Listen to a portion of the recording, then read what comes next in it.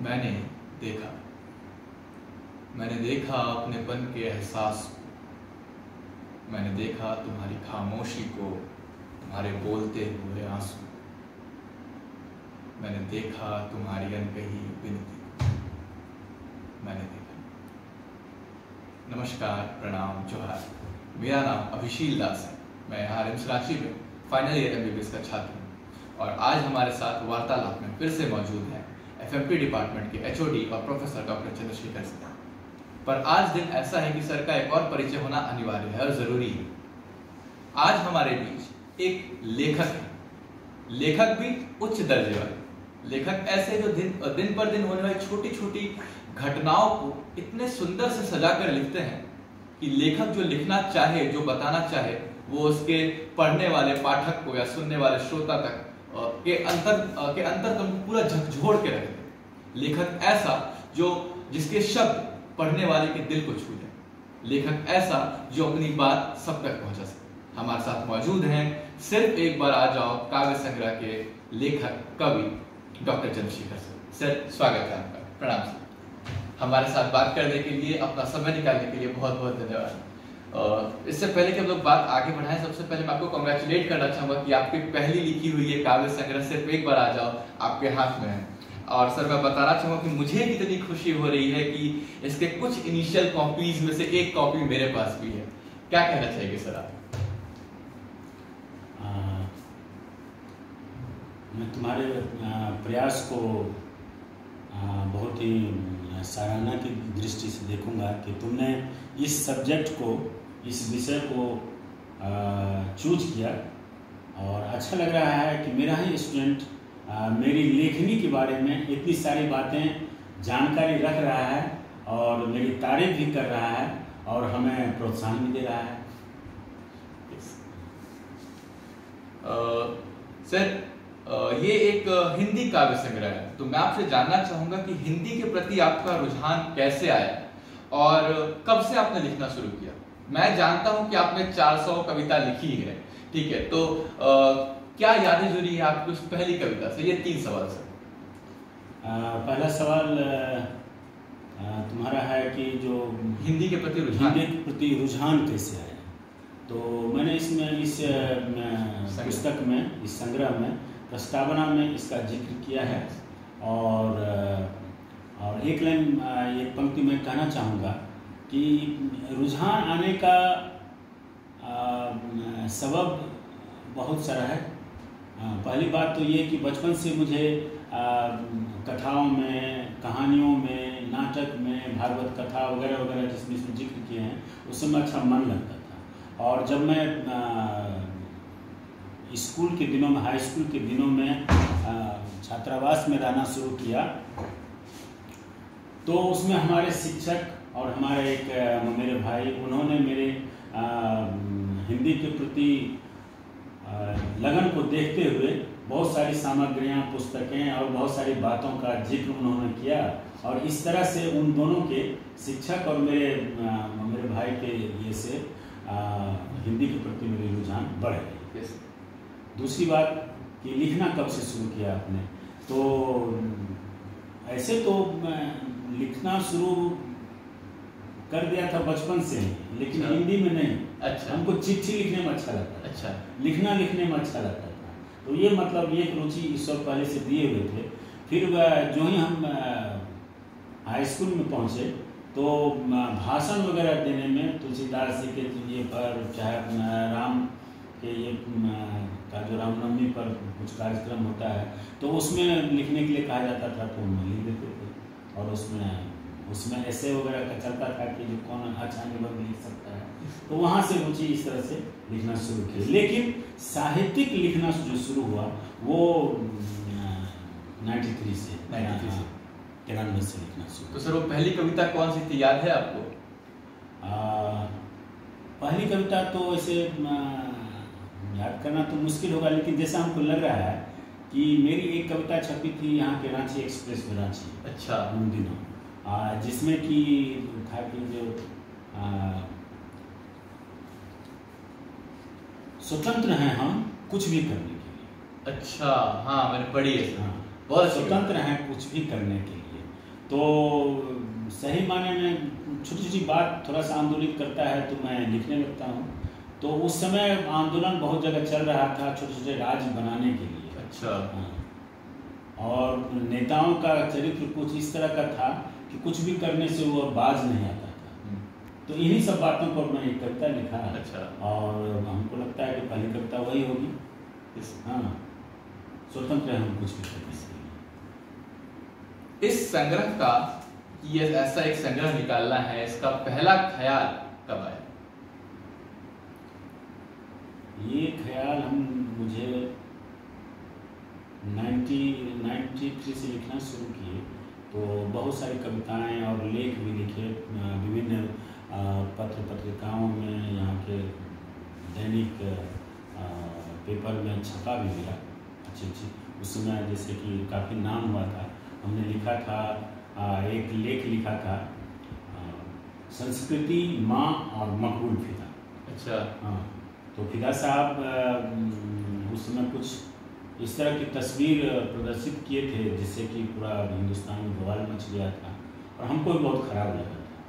तो वो आर्टिकल पहले आर्टिकल हम लिखे थे उनके अगेंस्ट।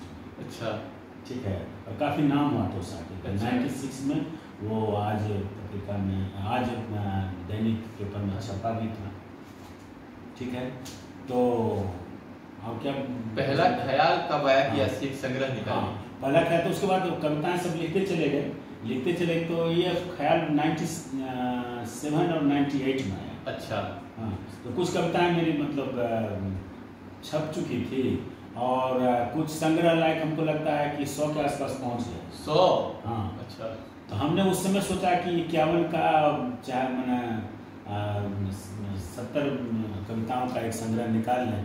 तो उस समय कंप्यूटर वगैरह कुछ था नहीं, तो हम कचहरी जा कर के नोटरी में जो टंकन वाला होता है टाइप, उससे टाइप करवाए थे लगभग 100 कविता। अच्छा।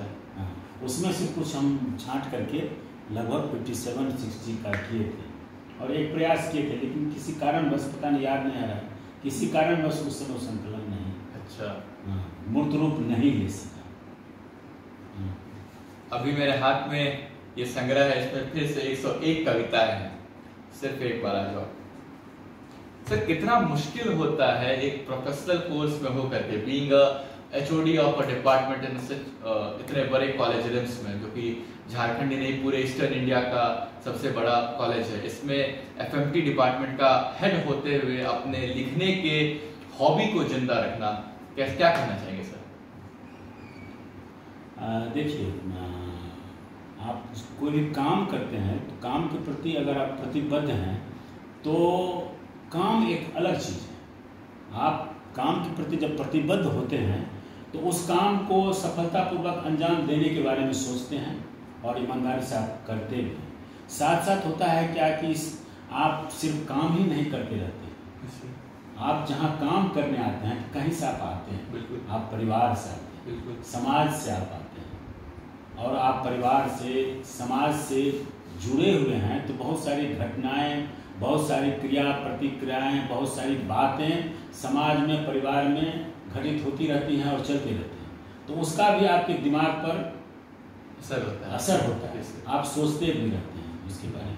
काम के क्षणों में तो ठीक है, आप मतलब जो आपको नोटेड वर्क है वो आप कीजिएगा, लेकिन अंदर आपको बहुत सारा ख्याल चलते रहता है, ऐसा होना चाहिए, वैसा होना चाहिए, यहाँ पर सही बोलना चाहिए, वहाँ पर गलत हुआ है, इसका प्रतिकार होना चाहिए, ये सब भी अंदर चलते रहता है। तो काम के अतिरिक्त बीच में ये जो चलते रहता है तो उसको मैं पहले नोट डाउन कर लिया करता था। अच्छा। और जो अंदर में भाव आता था उस भाव को अपनी लेखनी में शब्दों के द्वारा उसको मूर्त रूप देता था। सर, आखिरी सवाल जो आपसे पूछना चाहूँगा कि युवाओं को अगर आपको कोई मैसेज देना हो तो आप क्या देना चाहेंगे, और इस पुस्तक के बारे में अगर आपको इस पुस्तक को कुछ कहना हो तो आप क्या कहेंगे? नहीं, एक प्रश्न आप शुरू में हमको ऐसा लगा कि आप पूछेंगे, लेकिन मैं ही कह देता हूँ कि इस पुस्तक के निकलने से आपको कितनी खुशी हो। हाँ बिल्कुल, इस पुस्तक के निकलने और अगर नहीं भी आप पूछते हैं तो मैं कहना चाहूँगा ये आपकी खुशी को बताती है सर। मैं ये कहना चाहूँगा कि जिस तरह से MBBS में पहली बार मेरा रोल नंबर आया था, प्रकाशित हुआ था। अच्छा। पेपर में रिजल्ट अच्छा।